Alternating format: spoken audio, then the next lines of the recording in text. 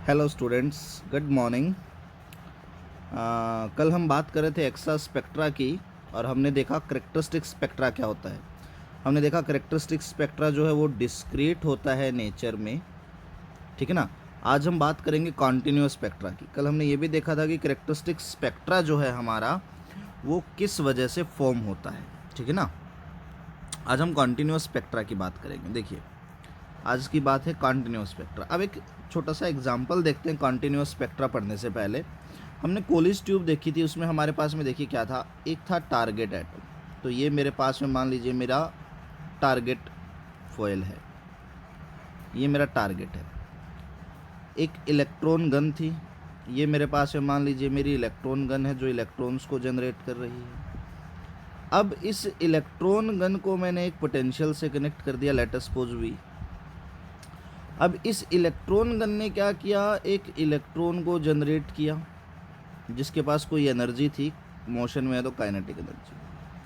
अब ये इलेक्ट्रॉन मेरा इस टारगेट की तरफ बम्बार्ड कर दिया मैंने, इस टारगेट की तरफ आने लग गया। अब जब मेरा ये इलेक्ट्रॉन मोशन में है, इसके पास एक काइनेटिक एनर्जी है। ये काइनेटिक एनर्जी किसके बराबर होगी? आप कहेंगे कि ये इलेक्ट्रॉन मेरा मोशन में कब आया? जब इस बैटरी ने वर्क किया। तो इस बैटरी का वर्क डन किसके बराबर होना चाहिए? काइनेटिक एनर्जी ऑफ इलेक्ट्रॉन के। तो काइनेटिक एनर्जी ऑफ इलेक्ट्रॉन क्या बन जाएगी? Work done of battery. और हमें पता है, we know that work done upon में charge is equals to potential V. तो यहाँ से वर्क डन की वैल्यू क्या आ जाएगी? चार्ज इंटू में potential V. Charge on electron तो ई होता है, तो ई इंटू में वी। तो यहाँ से हमारे पास काइनेटिक एनर्जी की वैल्यू क्या आ जाएगी? ई इंटू में V is equals to kinetic energy. बड़ा ज़रूरी फॉर्मूला है, आगे यूज भी करेंगे। अब देखिए आगे क्या होगा। ये तो बात आ गई कि इलेक्ट्रॉन जब इस इलेक्ट्रॉन गन से टारगेट की तरफ जाएगा तो कितनी काइनेटिक एनर्जी के साथ जाएगा, ठीक है ना। अब आगे देखते, देखिए अब जो टारगेट है मेरा वो क्या है? एक हैवी न्यूक्लियस है। ये देखिए, ये मान लो पहला शेल हो गया, दूसरा शेल, शोन एंड शो फोर्थ। अब जब मेरा ये इलेक्ट्रॉन इस टारगेट के अंदर मोशन करेगा तो ये क्या करेगा? धीरे धीरे अपनी एनर्जी को रिलीज करना स्टार्ट कर देगा। अब इलेक्ट्रॉन जो है वो अपनी एनर्जी को लूज कर रहा है, एनर्जी में लॉस हो रहा है उसकी। अब अगर ये अपनी एनर्जी को लूज कर रहा है तो ऑब्वियस सी बात है, इलेक्ट्रॉन क्या हो रहा है? डी एक्सेलरेट हो रहा है, एक्सेलरेशन हो रहा है, रिटार्डेड हो रहा है, रिटार्डेशन हो रहा है उसका यहाँ पर, ठीक है ना। तो अगर इलेक्ट्रॉन का यहाँ पर रिटार्डेशन हो रहा है, हमने पढ़ा है कोई भी चार्ज पार्टिकल जब एक्सेलरेट या रिटार्ड होता है तो वो क्या जनरेट करता है? इलेक्ट्रोमैग्नेटिक वेव्स जनरेट करता है। तो यानी कि अगर इलेक्ट्रॉन यहाँ पर अपनी एनर्जी का लॉस करेगा तो वो लगातार क्या करेगा? एनर्जी के फोटोन्स, रेडिएशंस के फोटोन क्या करेगा? रिलीज करेगा, वो ये रेडिएशंस छोड़ेगा। और ये जो रेडिएशंस हैं आपके, ये किस रेंज में लाई करते हैं? एक्स रे के रेंज में लाई करते हैं। एक बार फिर से देखते, देखिए हमारे पास में क्या है? हमारे पास में कुछ ये है, हमारे पास में एक हैवी न्यूक्लियस है। ये हो गया एक हैवी न्यूक्लियस मान लीजिए। इस हैवी न्यूक्लियस के अंदर क्या हो रहा है? हमारा इलेक्ट्रॉन जा रहा है बाहर, कोई काइनेटिक एनर्जी थी के ई, जैसे इस न्यूक्लियस के अंदर जाएगा, सॉरी इस एटम के, हैवी एटम है, जैसे इस हैवी एटम के अंदर जाएगा ये इलेक्ट्रॉन इस न्यूक्लियस के इन्फ्लुएंस की वजह से लगातार अपनी एनर्जी को लूज करना स्टार्ट कर देगा। जब इसकी एनर्जी में लॉस होने लगेगा तो वो एनर्जी किस में कन्वर्ट होने लग जाएगी? रेडिएशंस में कन्वर्ट होने लग जाएगी। और ये रेडिएशंस कौन से रेडिएशंस होंगे? एक्स रेज के रेडिएशंस होंगे, ठीक है ना। अब देखो, ऐसा तो है नहीं कि इलेक्ट्रॉन सारी एनर्जी एक ही बार में लूज कर देगा, तो वो एनर्जी को क्या कर रहा है? स्पॉन्टेनियसली, कॉन्टिन्यूसली लूज कर रहा है। तो इस केस में आपकी जो एनर्जी है वो कॉन्टिन्यूसली क्या हो रही है? लूज हो रही है, कॉन्टिन्यूस लॉस है। और जब तक एनर्जी में कॉन्टिन्यूस लॉस होगा तो आपकी जो रेडिएशन है वो भी क्या होंगी? कॉन्टिन्यूसली जनरेट होंगी। तो आपकी कॉन्टिन्यूस रेडिएशंस क्या हो रही हैं? एमिट हो रही है। एज ए रिजल्ट आपके पास में क्या हो रहा है? सॉरी, कॉन्टिन्यूस स्पेक्ट्रा जनरेट हो रहा है एक्स रेज का, ठीक है ना। कॉन्टिन्यूस स्पेक्ट्रा जनरेट होगा। अब कई बार पूछा जाता है कि इस कॉन्टिन्यूस स्पेक्ट्रा की वेवलेंथ्स क्या होंगी। तो देखिए क्या होगा, हमें पता है कि इलेक्ट्रॉन के पास जितनी भी काइनेटिक एनर्जी है वो सारी लूज कर देगा एच न्यू में। यही फोटोन, इतनी एनर्जी भाई, जितनी काइनेटिक एनर्जी में लॉस होगा उतनी ही एनर्जी का तो फोटोन जनरेट होगा। तो क्या आ जाएगा, काइनेटिक एनर्जी बराबर है एच सी बाई लैम्डा आ जाएगा। और काइनेटिक एनर्जी हमारे किसके बराबर थी, काइनेटिक एनर्जी पीछे हमने निकाला था, ये तो ई वी के बराबर थी। तो ई वी बराबर किसके आ जाएगा, एच सी बाई लैम्डा के।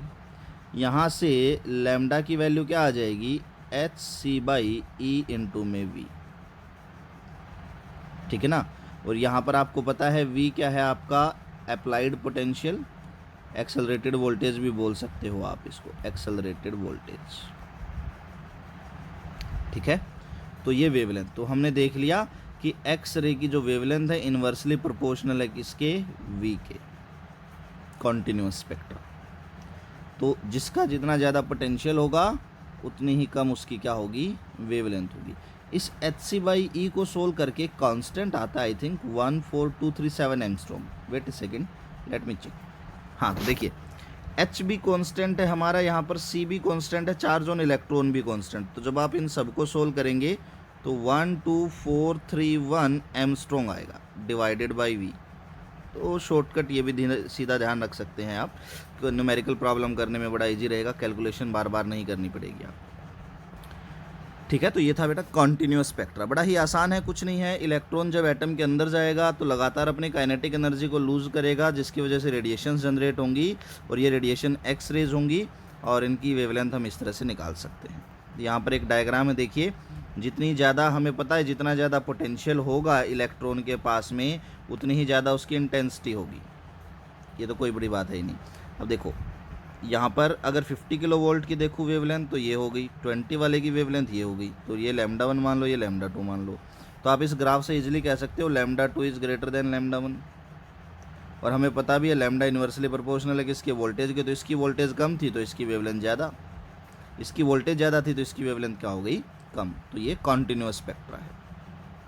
मैंने कल तुम्हें एक बात बताई थी, अगर तुम्हें ध्यान हो, जब हमने स्पेक्ट्रा एक्सरे का स्टार्ट किया था पढ़ना यहाँ पर, तो मैंने आपको ये बताया था कि characteristic as well as continuous दोनों के दोनों एक ही साथ जनरेट होते हैं।